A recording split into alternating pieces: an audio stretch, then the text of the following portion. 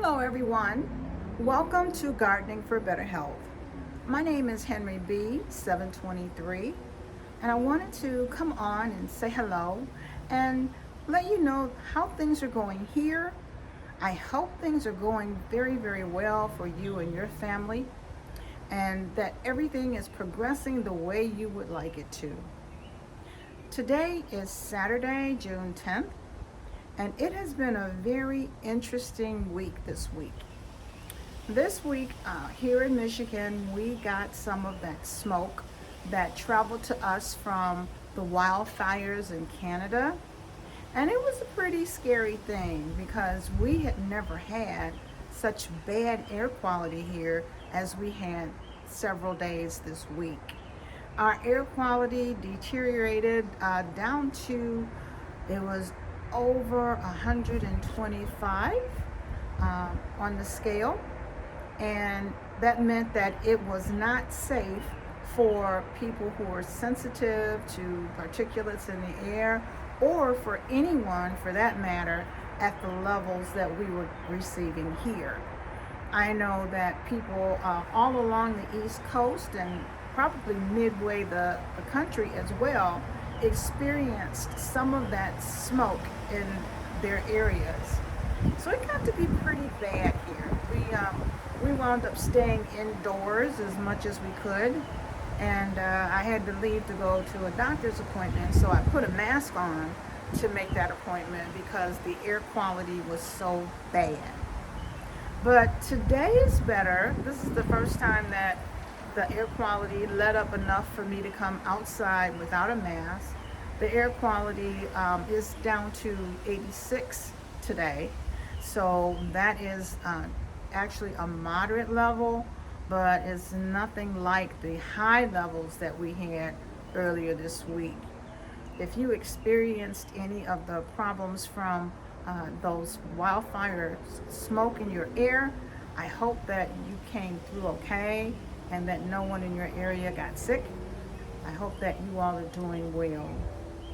I wanted to give you an update on some things that I shared with you regarding my fight around here with the carpenter bees, and I had a fight going with the moles and the voles in my garden. I bought a couple of things that I tried to see if these products were really going to work with the situations that I had going on here. So I wanted to give you an update on those things to let you know what I found when I use these products.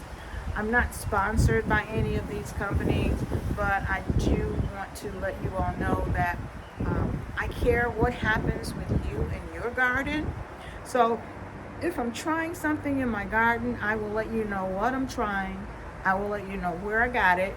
And if I can remember what I paid for it, I'll let you know what it cost.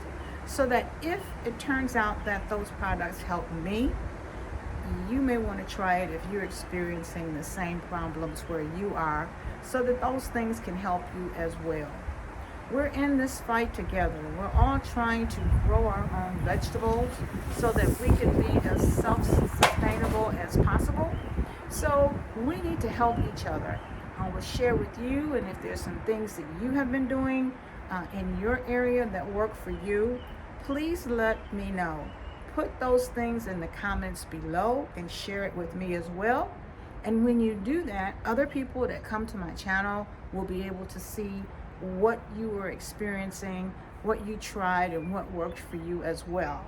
So this way we can all help each other on this journey to grow our own food. So first I want to give you an update on the problem that I had with the carpenter bees. The carpenter bees wound up, the carpenter bees are in the process of being eliminated. I did get a carpenter bee trap, a couple of them as a matter of fact. I have one on the far end of the deck and I have one on this end of the deck as well. And I'll show you what happened. I'll take you over here with me so that you can see for yourself what I see with these carpenter bees, the traps actually work. I love it when I buy a product and the product actually works. If you look up here, can you see there? There are bees, carpenter bees in that trap, and they cannot get out. Some of them have already perished. Some of them are not perished at this point, but they're on their way. And I'm really glad that they're in the trap instead of out here buzzing around, digging holes in the wood on my deck. So that is one product that I tried that actually worked. So it's been interesting because not only did it trap the carpenter bees, it also trapped wasps, and it trapped those yellow jacket bees as well. So it appears that whichever of those things come close and they start getting in that hole, they cannot get out. At first, the trap didn't have any bees in it, and it took a couple of days for one bee to finally find his way in there. But once that one bee found his way in there and he died, other bees could sense the pheromones coming from the trap. And the pheromones from that one bee that expired attracted all those other bees. So it is working. The bee trap that I have on the other end of the deck, it has just as many bees in there. So it's been an experience that's been helping me out, because now that the carpenter bees are in those traps, they're not buzzing around heckling people when they're out on the deck trying to eat. You know, it's like, who needs bees when you're out here trying to eat your lunch or dinner on the deck? So it did work for me. If you're having the same issue, you might try it as well. Just as a reminder, I will tell you what this is. One second.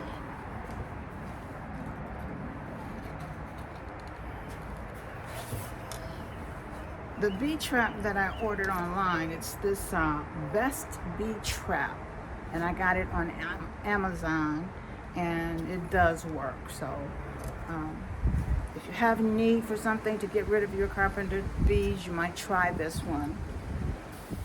Also, I had an issue in my garden beds with something coming from the bottom of the bed, making its way up to the top and eating my vegetables when it got to the top. And I wasn't sure what it was. I never did see what was doing it, but I just knew from the size of the holes that it was coming from the bottom, eating its way to the top, instead of something going from the top going down to the bottom.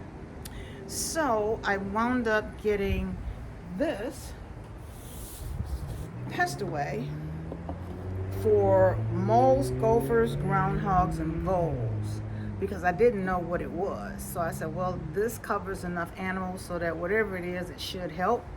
And it's a solar powered stake that goes into the bed, and you push a button, and every once in a while it'll make a buzzing noise. And when it does that, it causes this stake to vibrate. And the vibration and the noise is supposed to run whatever animal it is that's in that bed away. Well, I'm pleased to report it worked. I want to take you over here and show you the difference in my beds, because I was very concerned when I saw those huge holes that had been dug in my beds, and I wanted to see if I could stop them, because I didn't want to be in a situation where the animals got all of my vegetables, and when it's time to harvest, I wouldn't have anything left. So this is what I have here.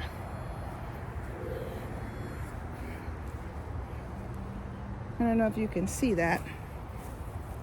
Here, right here, is the the stake, and you can hear it buzzing. Every once in a while it'll buzz. Yeah, there it goes. And so it buzzes and it vibrates. So the holes that were in here, they've not gotten any bigger. So far it seems to be working over here too.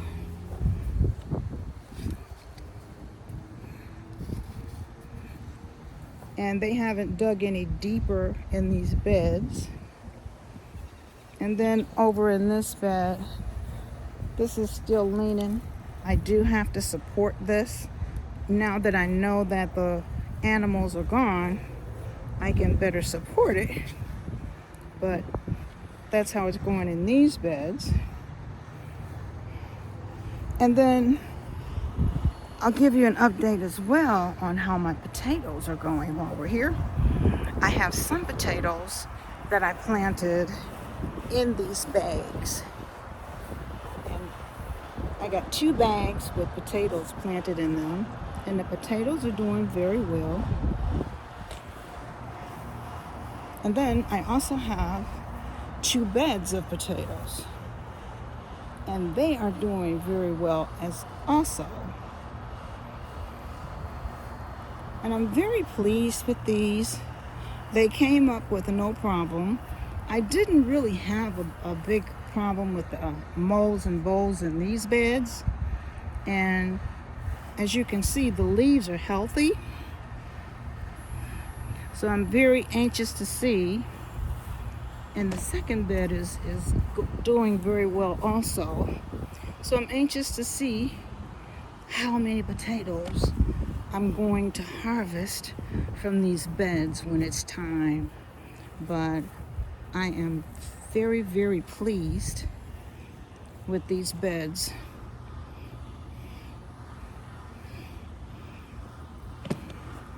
The weather has not really cooperated so that I can actually get my tomatoes outside. We've had some very strange weather this season, and it was so dry here. We've not had rain in my area for over 3 weeks. And so my tomatoes and squash and eggplant, they're all still indoors in pots. So after the rain is over, they said it's going to rain tomorrow, Monday, and Tuesday. So after the rain is over, I will bring those out and transplant them into larger containers and put them out in the sun. Right now they're indoors, and I thank goodness I do have a grow light inside at my grow station, and that's been what I've been using to keep those alive. But it's hard because when the plants get to be a certain size, they're in the way.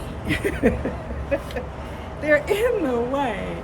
My grow station is actually in my kitchen, and I have a large area at that grow station, and I've got plants on top, underneath, on the floor, all around the bottom.